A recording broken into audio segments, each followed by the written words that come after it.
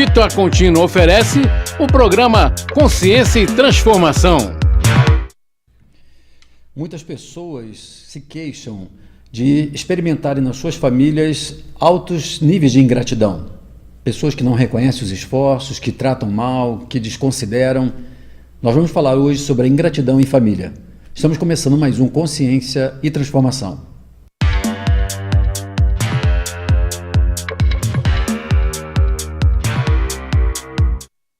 Olá a todos que nos assistem em mais um programa Consciência e Transformação. Nessa sexta-feira, como todas as sextas-feiras, de meio-dia a 1, nós fazemos esse programa ao vivo, sempre trazendo para você um tema sobre o comportamento, a espiritualidade, a psicologia, sempre procurando responder a sua pergunta. Nesse programa ao vivo, nesse novo formato que nós estamos trazendo, Consciência e Transformação, você pode então, acessando aí o YouTube, verificar aí no chat ao lado, na sua tela, e enviar a sua pergunta, a sua questão, o seu comentário, que nós vamos então aqui respondendo, trazendo os exemplos da nossa experiência, as nossas reflexões sobre o tema que a gente está abordando a cada dia. E para aqueles que não vão poder assistir o nosso programa, inclusive para quem você quiser indicar ou compartilhar o programa depois ele fica gravado e você pode então acessar quantas vezes você quiser, indicar para quantas pessoas você quiser, tanto no canal da TV Nova Luz, no YouTube, como também no canal Milton Menezes. Então, depois o programa fica gravado e você pode então acessar e enviar o link para todos aqueles que desejam rever aquele tema, as perguntas, aquele programa que nós estamos, todos eles que nós fizemos até hoje. E nós convidamos você, a estar enviando a sua pergunta agora sobre esse tema da ingratidão em família. Nós temos observado que muitas pessoas acabam desenvolvendo e permanecendo num nível de sofrimento, de desilusão, de desgosto, de mágoa, durante às vezes muito tempo, muitos anos, por conta de terem experimentado algum nível de ingratidão no meio da família. Então, são às vezes os pais em relação ao comportamento do filho, os filhos que, dependendo do tipo de comportamento, começam a desrespeitar, a magoar, às vezes até a destratar, às vezes até a agredir, não só fisicamente, mas com palavras, fazendo então com que muitos desenvolvam esse sentimento de ingratidão, esse tipo de sofrimento diante da forma como são tratados, depois às vezes de anos de dedicação, anos às vezes de atenção, de cuidados. Muitas vezes essa questão da ingratidão e essa mágoa, ela vai acontecer muito no final da vida, Ou seja, quando então a partir de uma determinada idade, os pais passam a reclamar, por exemplo, dos efeitos, da forma como os filhos os tratam. Mas da mesma forma nós temos episódios entre às vezes irmãos, entre às vezes outros familiares relacionados com outros tipos de relação familiar que também tem o mesmo tipo de queixa. Por exemplo, alguém que então durante algum tempo se dedicou por conta da doença de um determinado membro da família, alguém que de repente abre mão de algumas coisas na vida para favorecer um determinado parente e depois vem então esse parente que foi beneficiado por essa atenção, por esse cuidado, retribuir isso de uma forma às vezes muito sofrida, de uma forma agressiva, com indiferença, com às vezes abandono, ou seja, a forma de reação e de tratamento àquele tipo de cuidado acaba sendo de uma forma inesperada, às vezes, para quem se dedicou e quem doou a parte do seu tempo, da sua energia, às vezes até abrindo mão de coisas como trabalho, como família, em prol daquele outro. E a sensação é de uma retribuição negativa, Ou seja, uma retribuição ingrata, como costuma se chamar. Nós vamos estar falando e respondendo as suas perguntas sobre esse tema. Um tema que, de fato, muitas pessoas têm queixas sobre essa questão da ingratidão. Então, nós vamos começar aqui, enquanto você vai mandando a sua questão, a sua pergunta, nós temos várias contribuições aqui agora, vamos começar aqui pelos boa tardes, do nosso programa. Boa tarde a Cristine Botelho, de Fortaleza, bem-vinda, Cristine. Bud Marques, boa tarde. Leonilda Bertolino, boa tarde também. Fabiana Leco, Márcia Gonçalves, Santo André, São Paulo. Liliane Santos, de Tramandaí, do Rio Grande do Sul. Cleide Zanin, Ceci Bragança, Também o pessoal que está conosco, que participa da Rede Amigo Espírita, né? Ou seja, o pessoal que participa, que está conectado pela Rede Amigo Espírita, agora recebendo o nosso programa também ao vivo, nas sextas-feiras, de 12h a 1h. E o pessoal do Facebook, né? Ou seja, nós estamos agora com um novo sistema que a produção aqui implantou, de uns programas para cá, nós estamos conectados com o pessoal do Facebook, ao vivo também, podendo então ampliar o nosso alcance das nossas reflexões, das nossas perguntas e das nossas respostas, para todos aqueles que estão nos assistindo agora. Um abraço a todos que estão agora aqui conosco, né? Aumentando essa família. O pessoal tem chamado da família Consciência e Transformação. É uma alegria muito grande estar com vocês todos conectados aqui e poder estar conversando com vocês. Kátia Souza, Ceci Bragança, já falamos, né? O pessoal da produção estava dizendo aqui, porque eu acabei tendo um pequeno atraso, né? Por isso que o pessoal já estava aqui perguntando se não ia ter programa, mas nós estamos aqui, graças a Deus, levando o nosso programa.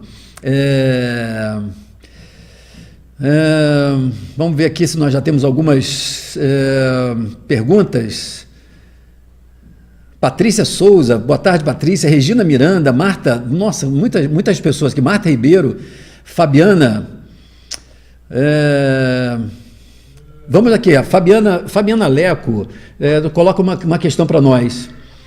Fabiana Leco coloca: maravilhosas músicas que já estavam ouvindo. Minha família é católica, eles não aceitam o meu interesse ao espiritismo. Fabiana Leco, sofro muito com isso. Fabiana, isso é uma forma muito comum, é uma situação muito comum de intolerância, né? Ou seja, as pessoas, de um modo geral, muitas pessoas, às vezes não necessariamente elas fazem por mal, mas é muito comum, na medida que as pessoas têm as suas convicções e o que elas acham que é melhor, que é correto, que é certo fazer na vida, elas então atribuem que essa verdade ela deve ser então acompanhada por aquelas pessoas que estão próximas, familiares ou com quem elas têm alguma influência. E isso às vezes trazendo algum nível de choque, algum nível de conflito. Isso porque, mesmo que bem intencionados, nós imaginamos que se aquilo que nós acreditamos é o certo, nós queremos então que o outro aceite, que simplesmente concorde com aquela nossa escolha, com aquela nossa convicção, às vezes com aquilo que nós acreditamos. E aí, quando nós falamos então em temas onde esse tipo de convicção não necessariamente está relacionado a uma lógica racional, mas uma questão de afinidade, alguma coisa, por exemplo, normalmente em que campos nós vamos ter isso? Na questão da religião, na questão da política, onde às vezes as nossas preferências elas estão relacionadas a motivos às vezes emocionais, referências às vezes em relação a pessoas que nós tivemos num determinado momento da vida que nos inspiraram, e a gente então assume aquela verdade, aquela escolha, aquela preferência, e temos então dificuldade de reconhecer ou aceitar e respeitar as preferências das outras pessoas. Muitas vezes, isso é muito comum quando você fala isso, os pais, por exemplo, se sentirem como se fosse um movimento de ingratidão dos filhos, não seguirem, por exemplo, as suas orientações religiosas. Ou seja, se então os pais se dedicaram a dar uma formação durante todo o crescimento da criança numa determinada religião, mas essa criança, na adolescência, ou por inspiração de alguém, ou pelos seus próprios caminhos de reflexão, buscam e se afinizam com uma outra religião, aqueles pais se sentem traídos, e tratam isso como uma ingratidão, na medida que os filhos não estão seguindo os passos do pai. Então vejam que são formas da ingratidão que normalmente estão relacionadas a essa lógica. Qual é a lógica? Se eu dediquei isso e fiz o bem, eu estou agora recebendo em troca alguma coisa ruim, um mal. Então eu estou tendo como retribuição ao bem que eu fiz uma coisa negativa, uma coisa que não me agrada. E isso é uma armadilha. Isso, na verdade, é uma armadilha, porque na maioria das vezes nós fazemos o bem e, em vez de estarmos fazendo o bem pelo bem em si e o prazer que nos proporciona, a gente acaba então esperando alguma expectativa, algum tipo de condição de retorno em relação àquele bem que nós fazemos. E mesmo que bem intencionada, essa expectativa ela pode se frustrar, porque muitas vezes o outro vai responder, ou não vai simplesmente retribuir, ou vai retribuir de uma forma que é possível para ele e não da forma como nós gostaríamos.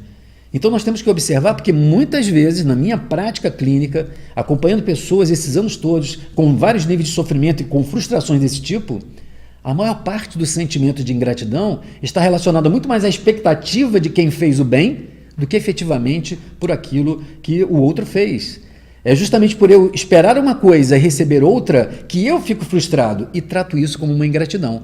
De alguma forma, nós estamos colocando condições para as pessoas em relação ao bem que nós fazemos. Então, se a gente desenvolve um nível de atenção, de dedicação, de cuidado, a gente acaba então esperando que a pessoa retribua com alguma outra coisa. Com dedicação, com afeto, com generosidade, ou às vezes com um pouco de uma posição mais sensível, mas às vezes aquilo não é possível para aquela pessoa. E a gente não estabelece esse tipo de expectativa. A maior parte do sofrimento da ingratidão está na quebra dessa expectativa de quem fez em relação ao que está recebendo como resposta, como retorno em relação a esse bem feito.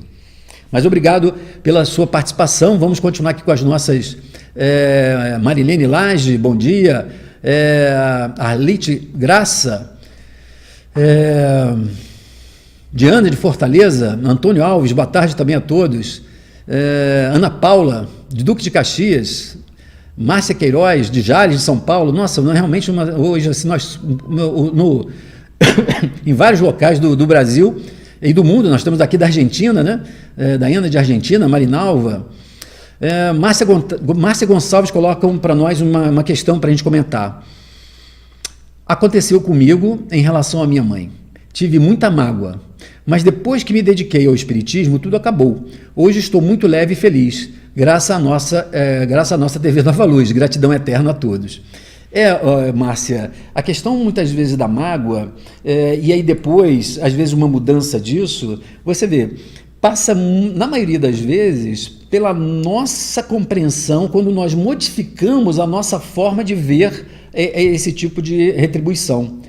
Porque, por exemplo, quando nós nos sentimos magoados, né, eu costumo dizer que a mágoa ela não é um sentimento básico. Né? A mágoa ela é uma combinação de dois sentimentos básicos. Na mágoa, nós podemos encontrar tristeza e raiva. Na mágoa, nós vamos encontrar essas duas emoções básicas, tristeza e mágoa, e raiva. Mas, normalmente, nós vamos ter mais raiva do que tristeza. Porque, de alguma forma, é uma reação em que nós manifestamos a nossa indignação, a nossa contrariedade em relação à forma como a pessoa nos tratou. Às vezes com agressividade, com indiferença, com pouco caso, enfim, ou de uma forma dura, pouco compreensiva, pouco cuidadosa. E aí, então, nas relações mais próximas, entre mães, pais e filhos, entre irmãos, entre, de repente, pessoas da mesma família mais novas e as mais idosas, onde nós temos relações afetivas, cria-se, então, uma expectativa de um tipo de tratamento que seja coerente com a nossa necessidade. Só que a gente esbarra, então, nas diferenças pessoais que nós temos num grupo de pessoas que se aproxima, como no caso da família. Se nós pararmos para observar e considerando a questão da família como sendo um encontro de almas que estão ao longo da reencarnação se reunindo, trazendo cada um a sua bagagem, cada um a sua história, e que nesse momento, nessa encarnação, se aproximam pelos laços da consanguinidade, nós vamos então imaginar a possibilidade e quase a probabilidade enorme de nós termos muitos conflitos, porque nós temos histórias de vidas diferentes, e temos então bagagens experienciais diferentes, algumas vezes inclusive o reencontro de pessoas que mantiveram já ao longo de algumas vidas algum tipo de afinidade ou de falta de afinidade, às vezes até de desavenças, né? Ou seja, às vezes até com enfrentamentos e confrontos muito mais extremos do que a gente pode imaginar na vida atual. Mas, por conta dessa lógica da necessidade do aprendizado espiritual, nós acabamos sendo reunidos novamente com um esquecimento relativo desse passado, mas somos trazidos àquele mesmo núcleo familiar. E não necessariamente os conflitos familiares eles vão ter a ver com o necessário resgate de relações falidas do passado. Não, mas a simples diferença de histórias de vida entre dois membros de uma família já podem provocar esse tipo de falta de afinidade, um conflito. O conflito, na verdade, é a diferença entre as posições de cada uma dessas pessoas. Então, quando nós reunimos pessoas próximas no meio familiar, o convívio vai, então, demonstrando e vai trazendo à tona aquilo que cada um de nós traz na sua bagagem. Então, se eu trago uma série de experiências ao longo de várias vidas, de uma certa insensibilidade, de uma certa dureza, de um certo tipo de indiferença, às vezes até não porque por uma questão de agressividade, de violência ou de autoridade, mas imagine, algumas pessoas que, por exemplo, ao longo de várias vidas sofreram muito quando, por exemplo, acreditaram nas pessoas que diziam amar ou que diziam que iriam cuidar. Então, situações, por exemplo, frequentes de abandono ao longo de várias vidas podem, por exemplo, gerar na pessoa uma certa defesa onde ela não confia, onde ela não se envolve. Isso hoje, mesmo estando inconsciente, pode reproduzir um comportamento mais aversivo, mais insensível, um pouco mais distante, trazendo então para outra pessoa uma sensação de ingratidão, uma sensação de mágoa. Como é que pode me tratar assim? Como é que pode falar isso de mim? E aí quando a Márcia traz aqui a visão da mudança dela a partir do Espiritismo, e aí quantas pessoas que a gente não conhece aqui, não só no Espiritismo, mas em relação às religiões de um modo geral, ou uma terapia, né, ou um processo de reflexão, é quando justamente, seja pelo Espiritismo ou por qualquer uma desses outros caminhos, nós somos capazes de mudar na nossa posição, olharmos para aquela pessoa que nos magoou e às vezes perceber nela uma pessoa que tem as dificuldades que ela tem. Olhar essa realidade da pessoa que é capaz de, por exemplo, ser insensível, ser às vezes grosseira, ser às vezes rude. Evidentemente, não quer dizer que a gente vá concordar e aceitar a rudeza ou a falta de respeito dessas pessoas. Mas quando nós compreendemos que cada um de nós traz as suas dificuldades, nós relativizamos a nossa expectativa. Modificamos a nossa expectativa e ajustamos para aquilo que é real, aquilo que é possível. Então, mesmo, por exemplo, um pai que que sente uma ingratidão, atribui um comportamento de um filho como uma ingratidão, na hora que eu, como pai, olho diferente para esse filho, eu sou capaz de compreender que é um espírito com dificuldades, um espírito às vezes endurecido ainda, um espírito ainda que está marcado pela decepção, pela rudeza, às vezes pela agressividade. Isso não quer dizer que eu vá aceitar qualquer tipo de agressão dele, mas compreendendo isso, relativizo a minha expectativa e o meu sofrimento, porque verifico a resposta que é possível para ele. Isso, na maioria das vezes, para aqueles que nos assistem agora, isso, na maioria das vezes, quando a gente é capaz de mudar essa nossa visão, essa nossa atitude, essa nossa perspectiva sobre o outro também muda. É muito comum na minha prática clínica, trabalhando problemas de relacionamento como esse, onde há frustrações, ingratidões, desilusões. Enquanto nós permanecemos nesse estado mental e emocional, a gente alimenta e mantém o outro no mesmo tipo de reação. A partir do momento que eu começo a entender isso, a aceitar isso e a modificar a minha forma de ver, é como se eu quebrasse esse tipo de transe que existe entre essas duas pessoas, favorecendo inclusive que a outra pessoa, surpreendentemente, também mude. Então, às vezes, a melhor forma de tentar mudar o outro é quando nós mudamos. Quando a gente procura, então, olhar de uma forma diferente. Porque aí, mesmo que o outro permaneça naquela sua atitude dura, insensível, agressiva, eu não vou me deixar mais afetar por isso.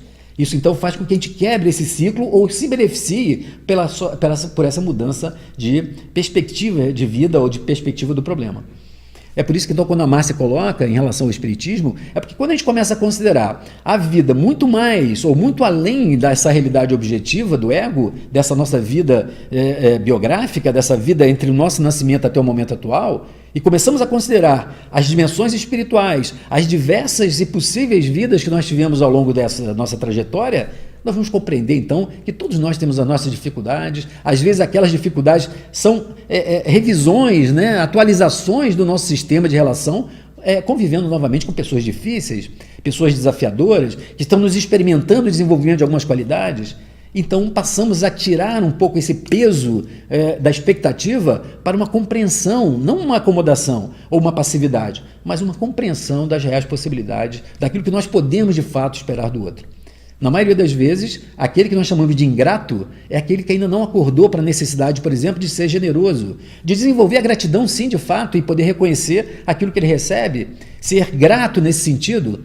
Mas se eu faço nessa expectativa, eu corro o risco de não ter. Agora, se eu faço o bem, aquilo que eu acho que é importante, o cuidado, a atenção, pelo prazer e pelo bem-estar que isso me causa, isso não necessariamente exige que o outro seja grato. É claro que a gratidão favorece esse tipo de enriquecimento, mas se eu faço com o propósito do sentido que faz para mim que estou fazendo, eu não necessito necessariamente de que o outro seja grato. É uma perda de oportunidade para o outro ser grato, e não para mim que, de repente, para eu que estou fazendo aquilo que eu chamo de bem.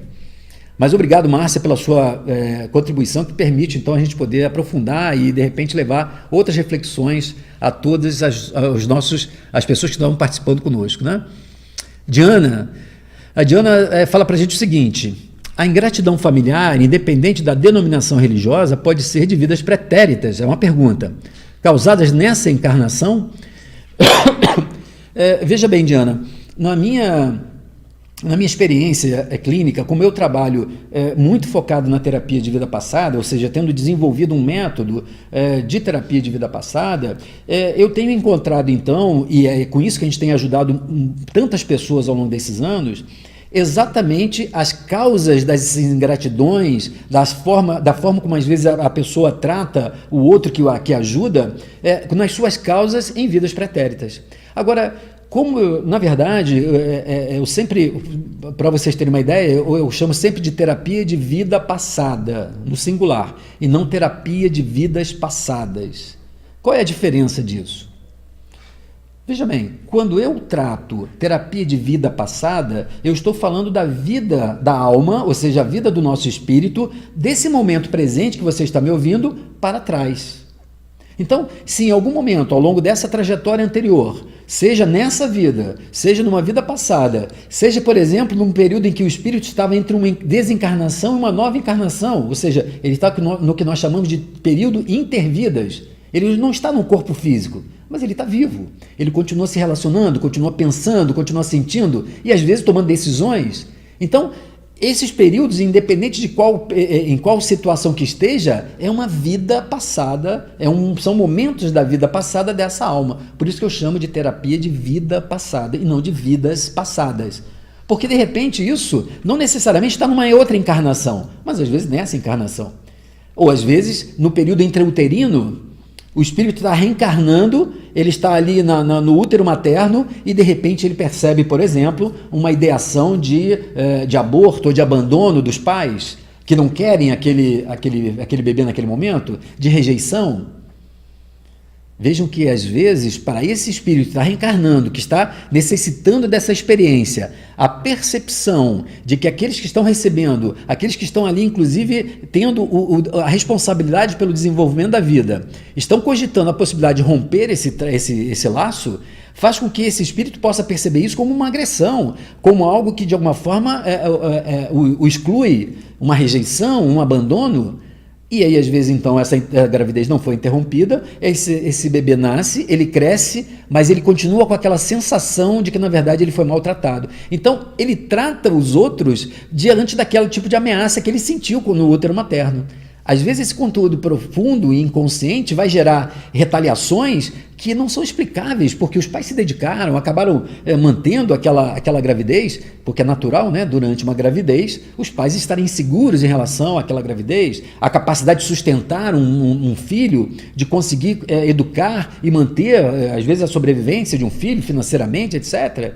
E aquele momento, só que para aquele espírito estar reencarnando, aquilo é feito uma leitura e a sensação dele como se fosse de maltrato, como se fosse de rejeição, até de uma agressão. Então vejam, aí durante a vida a gente vai ver um comportamento de ingratidão, de rebeldia, de agressividade, que parece uma injustiça, mas que tem a sua causa naquela sensação registrada por aquele espírito num momento como, por exemplo, o período intraútero. Você imagina, então, se de repente a própria reencarnação aproxima desafetos do passado. Então, às vezes, a forma de maltratar, de ser rude, de ser ríspido, pode ser exatamente uma reação, ainda uma causa muito antiga e que está desatualizada, mas para nós, fazendo um recorte na vida atual, parece desproporcional. Quando a gente começa a compreender dessa forma, podemos ver que, por exemplo, pode ser ou a atualização desse tipo de conflito que vem de vida passada entre aquelas duas pessoas, ou então uma outra situação que também vem de vida passada. Um espírito que vem ao longo de várias vidas desenvolvendo necessariamente, tendo que desenvolver um pouco da generosidade, da brandura, mas ainda não consegue. Tem experiências muito difíceis no campo da guerra, no campo da autoridade, no campo do poder. Então reencarna, ele é tratado amorosamente, mas aquilo ainda é tão forte que ele ainda tende a trazer aquele poder, aquela rebeldia, aquela agressividade, mesmo para aqueles a quem que ele ama, ou até que o amam, que cuidam dele. Então veja que aquela ingratidão não é necessariamente intencional, mas ainda uma dificuldade daquela alma de conseguir desenvolver a questão da amorosidade, da afetividade. Esse é o desafio, por exemplo, daquele núcleo familiar. Então, quando a gente compreende isso, a gente vê que muitas vezes, eu diria para vocês que talvez a totalidade das situações da ingratidão, ela vem desse tipo de correlação, né, entre aquilo que a gente acha que o outro deveria nos responder e aí falta-nos a compreensão das causas, do que leva realmente aquela pessoa a agir dessa ou daquela forma. Mas sim, na maioria das vezes são as situações pretéritas que vêm marcando esse tipo de comportamento, de reação, que nós costumamos chamar de ingratidão. É a dificuldade de desenvolver nessa alma, desculpe, a dificuldade de desenvolver nessa alma a questão da gratidão, da generosidade, da amorosidade, né? Eu estou recebendo aqui agora o meu assistente, fala meu assistente. O meu assistente está me lembrando sobre a agenda do Milton Menezes. Obrigado, meu assistente. É a hora da nossa agenda, né? Nós estamos sempre procurando trazer para vocês também as solicitações das pessoas sobre a nossa agenda. Ou seja, as pessoas querem saber onde a gente vai estar, enfim, o que a gente está fazendo, o que a gente vai fazer. Então, agora no próximo dia 15, semana que vem, 15 de novembro, nós vamos estar dando um curso para profissionais, para terapeutas e para pessoas mais interessadas no processo terapêutico sobre personificação, sobre a técnica da personificação aqui no Rio de Janeiro. Dias 18 e 19, nós vamos estar em Angra dos Reis. Vamos estar dando um curso de terapia de vida passada, um curso aberto para as pessoas de modo geral, em Angra dos Reis e região, né? Falando sobre terapia de vida passada no dia 18 e no dia 19 fazendo uma demonstração de constelações sistêmicas, uma outra abordagem que a gente tem utilizado, muito interessante, muito intrigante, também com uma possibilidade de ajuda de problemas sistêmicos, problemas familiares, usando esse recurso terapêutico. E no dia 25 de novembro, no Rio de Janeiro, nós vamos estar fazendo um dia inteiro de constelações sistêmicas, atendendo a 5 pessoas durante todo o dia, todo sábado. E se você tem interesse, entre em contato conosco. E se você quiser participar, entre em contato conosco pelo Facebook, né, localizando Milton Menezes, que a gente vai ter um maior prazer em responder a você e você participar dessas nossas atividades. Ok? Vamos continuando aqui, agradecendo ainda mais uma vez a todos que eu não pude, de repente, falar o nome, a grande participação que nós temos hoje aqui no nosso programa.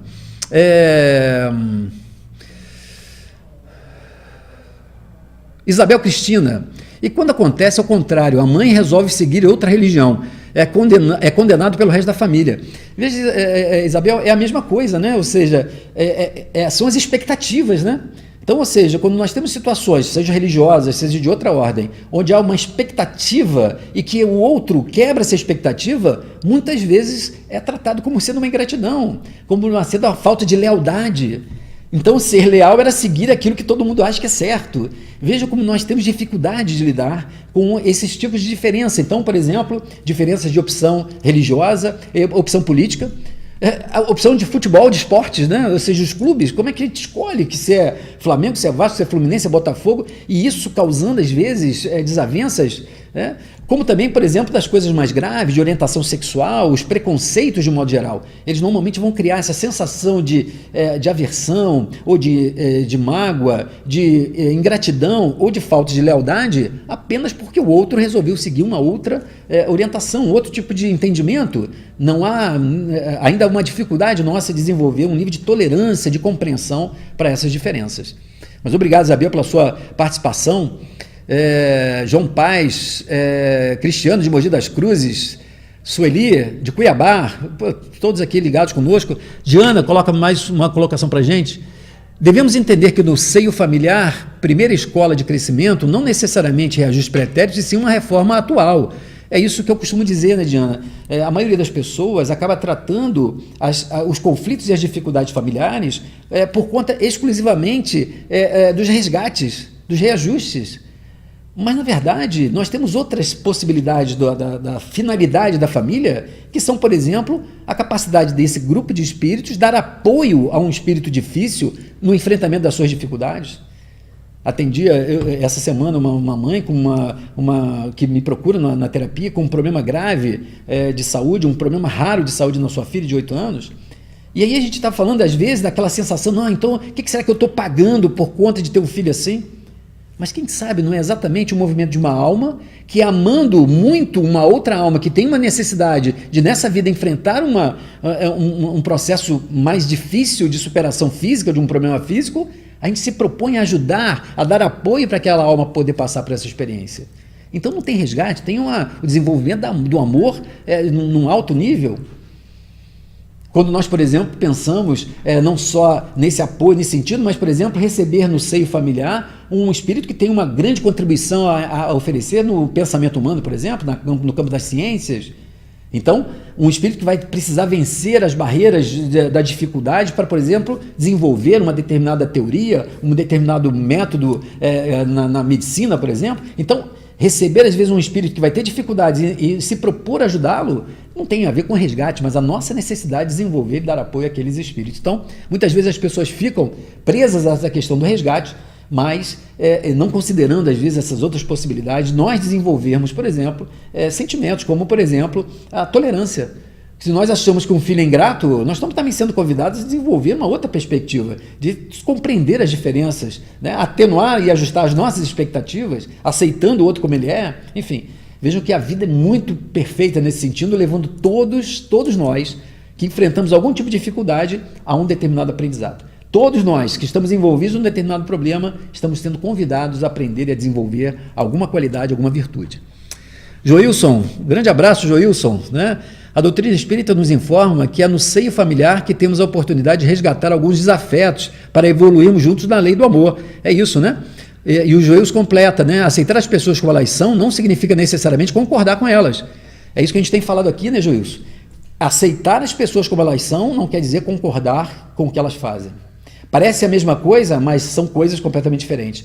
Aceitar o outro como ele é dizer assim, ele é assim, ele tem essa dificuldade, mas eu não concordo com ele, eu não posso deixar ele fazer isso, então eu vou colocar um limite para o que ele faz, mas eu aceito que ele é assim, porque se eu não aceito, eu começo a achar que ele tem que mudar, que ele tem que fazer diferente, e isso é um caminho do confronto, do conflito, e que na verdade não contribui de fato para o crescimento.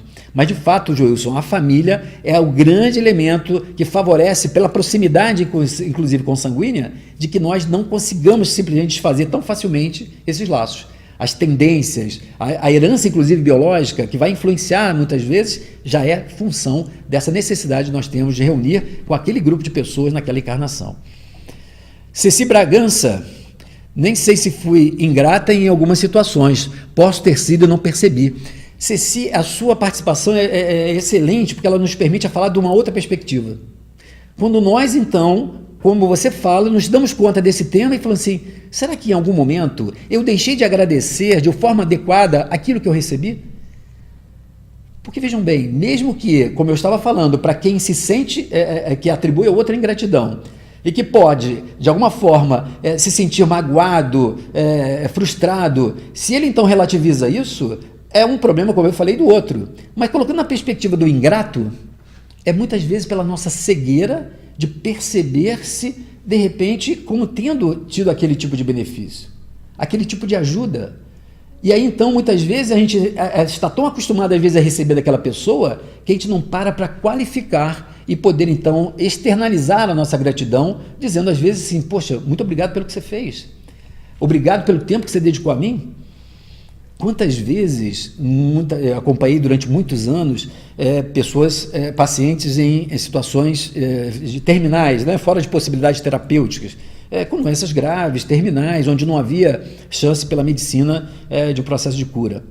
E a gente vê, então, em alguns momentos, processos de, às vezes, anos de afastamento de parentes, de filhos com pais, irmãos, naqueles momentos onde, então, a vida coloca numa reta final uma necessidade do confronto, né, do enfrentamento dessa realidade, as pessoas serem, então, capazes, naquele momento, reavaliar a sua conduta, reconduzirem a reconciliações, onde a coisa mais importante foi o reconhecimento do quanto que o outro foi importante na nossa existência. E simplesmente ser capaz de externalizar um muito obrigado. Obrigado pelo que você fez. Obrigado pelo cuidado que você teve pela minha família. De ter me ajudado naquele momento difícil com suporte financeiro ou com o apoio da sua casa, com aquela palavra amiga.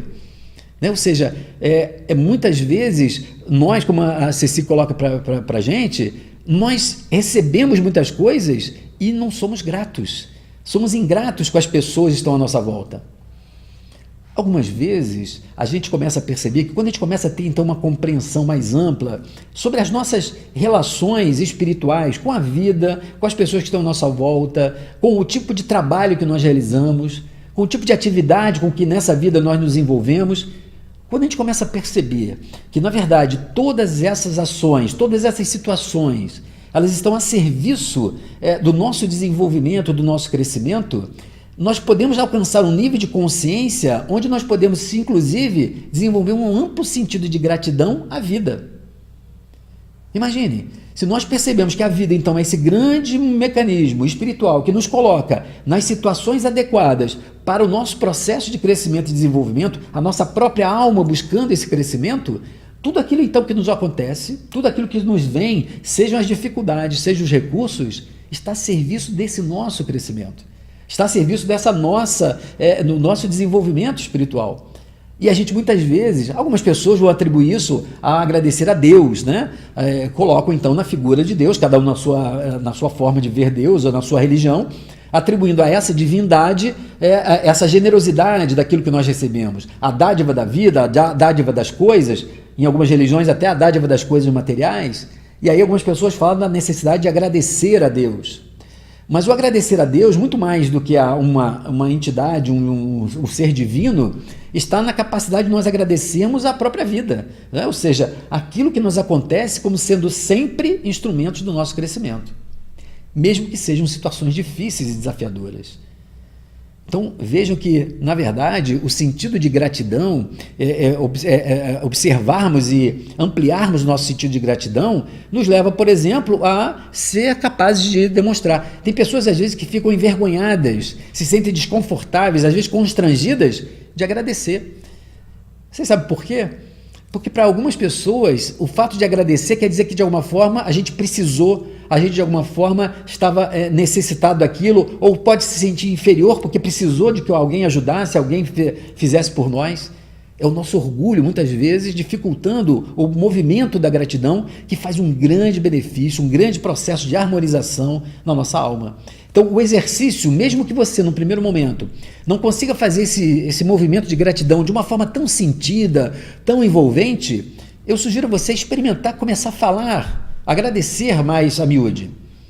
Nas situações mais simples, seja nos favores pequenos de alguém que trata bem, de alguém que dá um troco no estabelecimento comercial, seja alguém do seu trabalho que faz uma gentileza, o movimento de agradecimento, né? E é muito interessante que nós no português temos um dilema nesse sentido, né? Porque no português do Brasil nós falamos obrigado, né? E não grato, não da gratidão, né? Em vez de a gente falar sou grato, a gente fala obrigado, que é quase uma questão de obrigação, alguma coisa como se fosse um dever.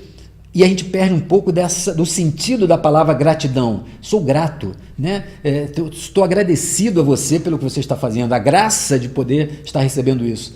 Mas se você começa então a experimentar e a testar, usar mais isso, você vai ver que inclusive há uma influência na frequência, no campo que a gente gera em torno de nós. Quando nós somos capazes de olhar para a pessoa e agradecer, nós geramos naturalmente um movimento de não de quê? De nada, que é isso? Ou seja, de troca, né? Ou seja, favorecendo que energeticamente as nossas relações elas estejam melhores. Simplesmente porque passamos a exercer palavras que a gente fala para as crianças, né? As palavras mágicas, né? Obrigado, grato, por favor, dá licença. São movimentos, mesmo que ainda num primeiro momento um pouco mais artificiais, porque ainda muito pensados, mas são movimentos que vão começando a azeitar as nossas relações, a desenvolver, a permitir que um outro tipo de sentimento possa fluir. E a gratidão, sem dúvida, é aquela que coloca uma parte do amor em movimento. Sermos gratos por aquilo que recebemos, em todos os níveis, de todas as fontes. Obrigado, Ceci, pela sua participação.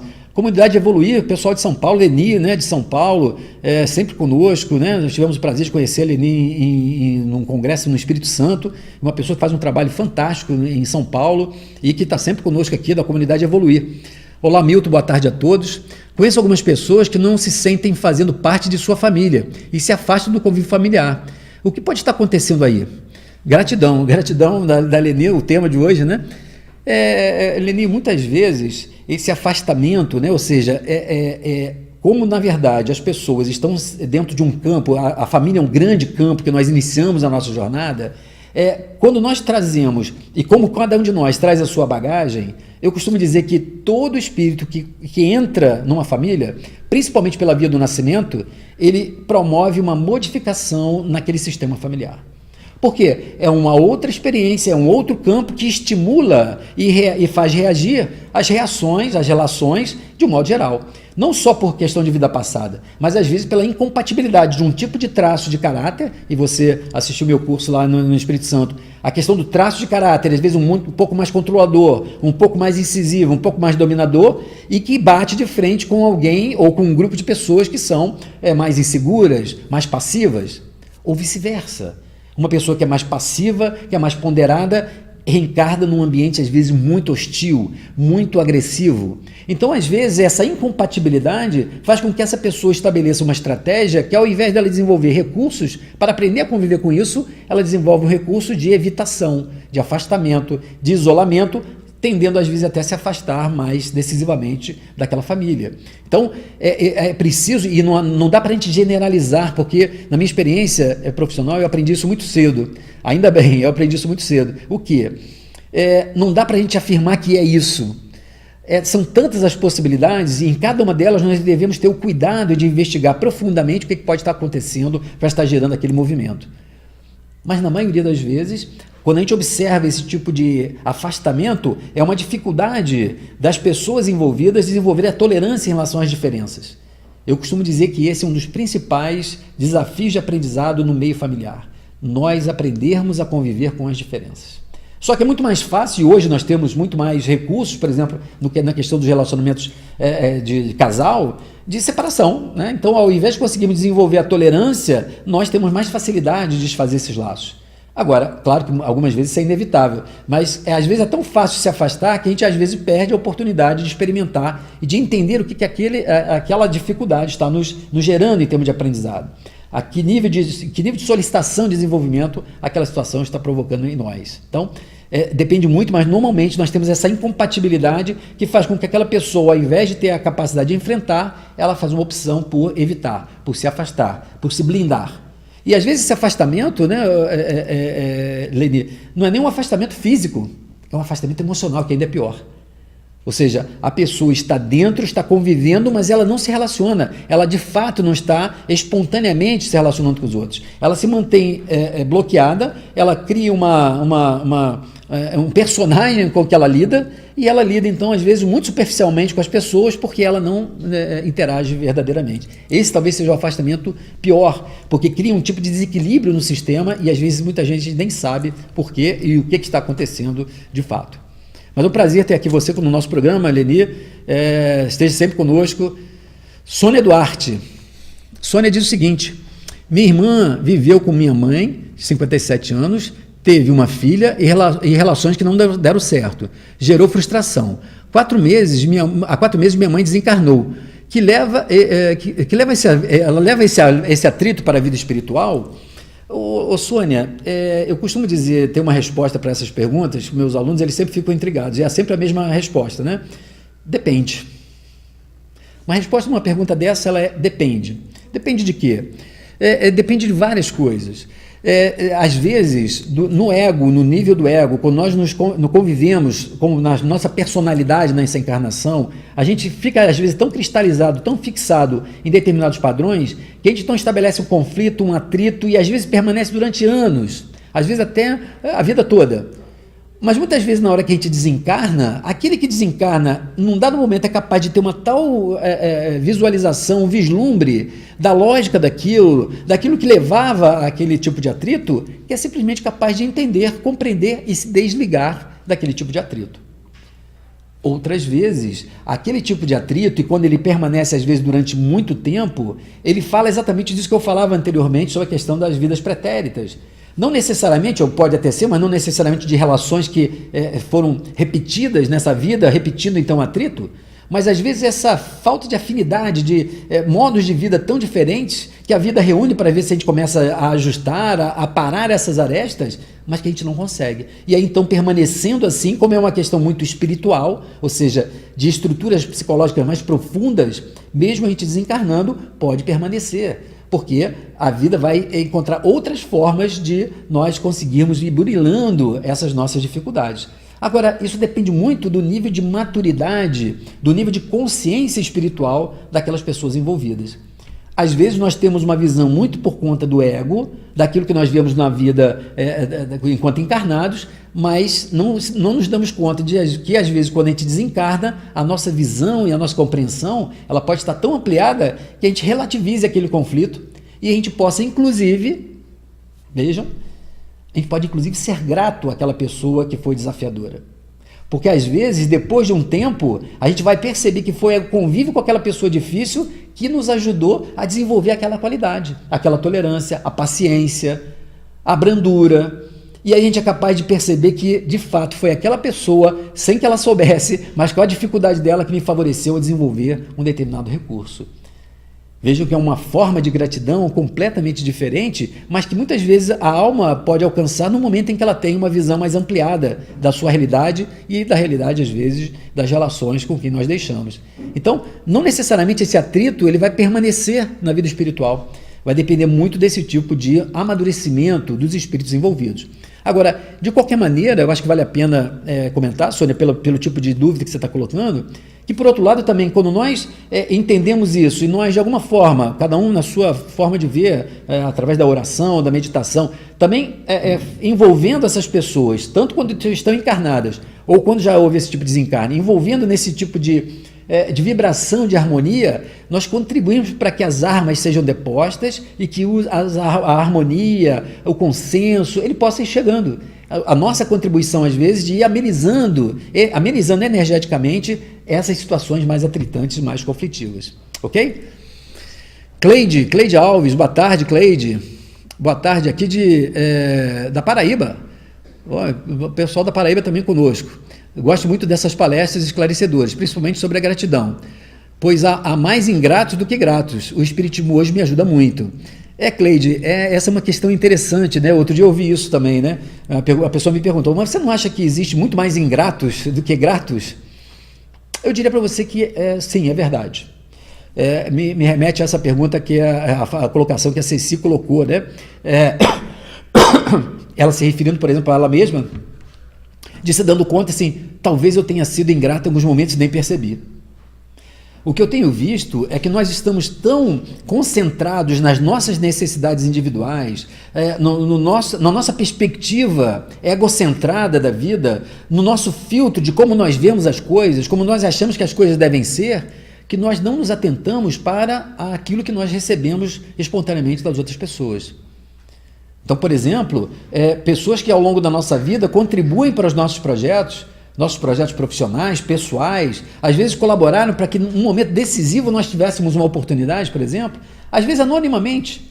E a gente então observa isso, vive isso, mas não qualifica a importância daquele movimento, daquela contribuição no direcionamento da nossa vida. Então, isso faz com que as pessoas, porque como a gratidão ela tem a ver com o reconhecimento do que o outro fez para a gente precisa sair da nossa perspectiva exclusiva. Eu tenho que sair do meu eixo. Tecnicamente, a gente chama isso de assumir uma atitude empática. Né? Ou seja, a atitude empática é o quê? Eu me colocar no lugar do outro como se fosse o outro. E aí eu perceber o valor que teve para mim e o que o outro fez, eu me colocando na posição do outro e vendo o valor disso, eu ser capaz de chegar para ele e falar assim, poxa, muito obrigado. Te agradeço, sou muito grato pelo que você fez para mim. Ou seja, reconhecer o valor daquela atenção, daquele cuidado, engrandece a atitude do outro. Faz com que a gente possa, inclusive, ter mais consciência de como, na verdade, nós não conseguimos fazer tudo sozinhos. O problema é que como nós estamos muito marcados, principalmente no nosso lado da cultura ocidental, nós estamos marcados por um grande problema que é o individualismo. O individualismo, ele acaba causando esse tipo de efeito. O individualismo, num certo momento do desenvolvimento da humanidade, ele foi fundamental, né? Quando nós, por exemplo, nas revoluções francesas, nos movimentos de libertação ideológica, há uma necessidade de garantir o direito do indivíduo, o direito de votar, o direito de escolher, o direito de poder ter uma vida digna, né? Ou seja, esse direito, essas conquistas, elas partem e elas resultam de uma necessidade do indivíduo, ou seja, da gente dar valor à questão do indivíduo.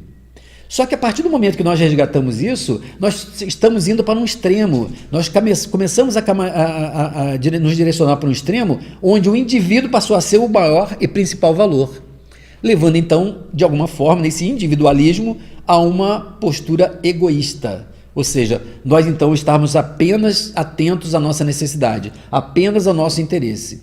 E às vezes esse egocentrismo é de tal ordem que a gente acha que é quase uma obrigação que os outros façam porque eu preciso. Então, quando eu recebo, eu nem dou valor àquilo, eu simplesmente trato como sendo algo que é necessário, algo que é básico, não me permitindo então qualificar de uma forma grata aquilo que eu recebo. Então, de fato, existem muito mais ingratos do que gratos, porque nós estamos desatentos a valorizar, desaprendemos a qualificar e a valorizar o que o outro faz por nós, a qualificar as coisas que acontecem ao nosso redor que nos favorecem. Quando nós começamos a perceber que essa correlação entre nós ela é muito mais complexa do que a gente imagina, e hoje nós não conseguimos desenvolver nossos projetos sem essa cooperação, o movimento de gratidão ele passa a ser natural. Eu acredito que, inclusive, por conta disso, a tendência é que cada vez mais a gente valorize o processo da gratidão como forma de dinamizar as nossas relações interpessoais.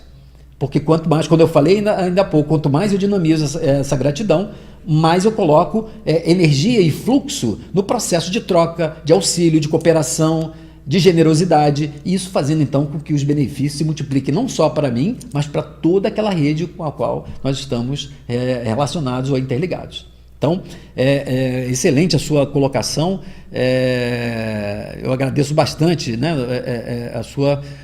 a sua colocação, Cleide. Elizabeth Santos, boa tarde. Nós estamos caminhando para o nosso final aqui do nosso programa, nós temos várias contribuições. Norma, sou Norma Rodrigues, da Argentina. Muito bom, Norma, ter você aqui conosco. Cleide, realmente convive com um espírito assim atrasado e trato com muito amor, mas impondo respeito. É isso, né, Cleide? Não quer dizer que a gente tendo compreensão sobre as dificuldades do outro, nós não vamos colocar o limite do respeito, da contenção, às vezes física, do ajuste, do encaixe sobre a forma de ser tratado e de tratar.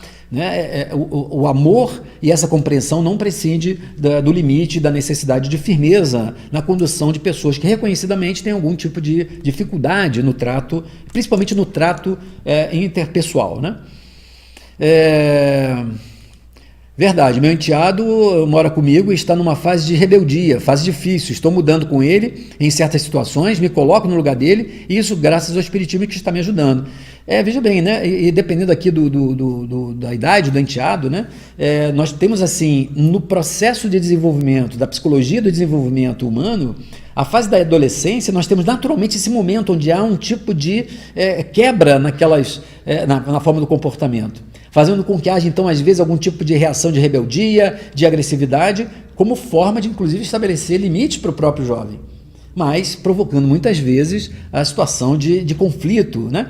Então, quando a gente começa a perceber que é assim mesmo e que a gente exige e que precisa colocar um limite, mas coloca esse limite amorosamente, isso não quer dizer de uma forma passiva, mas é amorosamente, porque a gente sabe a importância daquele limite, a gente tende a atenuar esse tipo de desgaste e percebe o quanto que isso é proveitoso para a relação de todos que estão envolvidos. Joana Dark, eu tenho sonhos com figuras sombrias, mas sempre peço auxílio a Jesus e ele sempre está comigo. Isso desde criança, já busquei resposta e não encontro. Hoje estou com 40 anos. O Joana Dark, claro que aqui fica às vezes um pouco mais difícil da gente poder explorar com poucos detalhes, né? Nós temos um programa que eu falei sobre sonhos e pesadelos. Você pode procurar aí depois no canal do Milton Menezes ou no canal da TV Nova Luz, que você vai poder ver, e nós aprofundamos a questão dos sonhos, dos pesadelos, dos sonhos recorrentes, que podem, então, ali, a gente vai poder explicar, pode ter a ver com uma experiência de vida passada que fica reverberando no nosso psiquismo, como também algum tipo de experiência espiritual. E é por isso que quando você pede o auxílio de Jesus ou o auxílio da oração, você muda a sua frequência e aí você consegue, então, sair daquele tipo de estado. Mas não ao ponto de evitar que ele novamente numa outra noite possa ocorrer. Procura lá, a minha sugestão é procurar esse programa onde a gente vai poder aprofundar, onde a gente aprofundou bastante essa questão dos sonhos recorrentes, dos pesadelos, e com certeza vai poder te ajudar um pouco mais. Nós estamos terminando, encerrando, temos várias participações, eu queria agradecer a todos. Mônica Carvalho, falta gratidão e gentileza entre as pessoas. Eu vou encerrar. A Luziene, boa tarde, Luziene, também aqui, né? Bateu fundo. Hoje eu agradeço a ingratidão de outras dores para começar a melhorar. Luziene, né? Nós conhecemos a sua história várias vezes, né? A situação que você viveu podendo ser tomada como ingratidão, hoje você percebe que, na verdade, ajudar a forjar, né? uma situação de muito mais tolerância, mesmo que com dificuldades, reconhecendo as limitações do outro que convive conosco, né? Agora, eu queria, então, encerrar com esse comentário da Mônica Carvalho, falta gratidão e gentileza entre as pessoas. E ela segue, temos que trabalhar mais essa atitude. Eu queria dizer a vocês exatamente isso, né? Já falamos um pouco sobre nesse nosso programa, e eu queria concluir e terminar o nosso programa com uma reflexão sobre isso.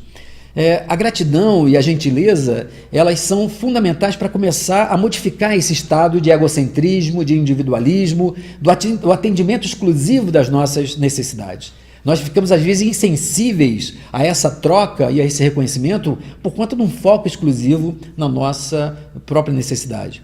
A gratidão e a gentileza por ser generoso, de ser gentil no trato com as pessoas, ela é um filhote do amor. Eu costumo chamar isso, a gentileza, a generosidade e a gratidão como filhote do amor. E eu costumo dizer isso, quer dizer, não adianta nós tentarmos desenvolver essa atitude procurando sentir o amor para poder ser gentil, para poder ser generoso ou para ser grato. Há uma inversão necessária nisso. Se nós ficarmos esperando sentir o amor para amar, nós vamos ter dificuldades. Mas quando nós observamos esses pequenos filhotes do amor, da gentileza, da gratidão, da generosidade, nós podemos assumir atitudes de gratidão, atitudes de generosidade e atitudes gentis, comportamentos de gentileza. Então, quando a gente começa, então, espontaneamente, conscientemente, a ser mais gentil com as pessoas, ser educado no sentido da gentileza, no trato com as pessoas, da generosidade de ser capaz de compartilhar, de dividir, né? Da gratidão de ser capaz de exercitar o pedido de ser grato quando a gente recebe alguma coisa, mesmo que a gente não esteja sentindo ainda aquilo na intensidade, nós começamos a modificar a nossa atitude, começamos a colocar esse amor em movimento. Até que então, depois de tantos comportamentos de gentileza, de generosidade, de gratidão, nós começamos a sentir de fato isso no nosso ser, na nossa alma. Passamos depois a fazer isso naturalmente, mas no primeiro momento nós temos que exercitar isso, é quase uma questão de disciplina, disciplinarmos a sermos gratos quando nós recebemos alguma coisa de alguém, quando somos favorecidos, no minimamente pelo interesse de alguém que nos quer ver bem, que nos quer ver melhor, que nos quer auxiliar. Ser capaz de reconhecer isso e espontaneamente dirigir essa fala de gratidão favorece enormemente que as relações sejam relações mais fraternas, mais cooperativas e menos competitivas. Eu desejo a todos vocês uma excelente semana. Até a nossa próxima sexta-feira, o nosso próximo encontro em mais um Consciência e Transformação. E tenham todos, então, muita paz. Até lá.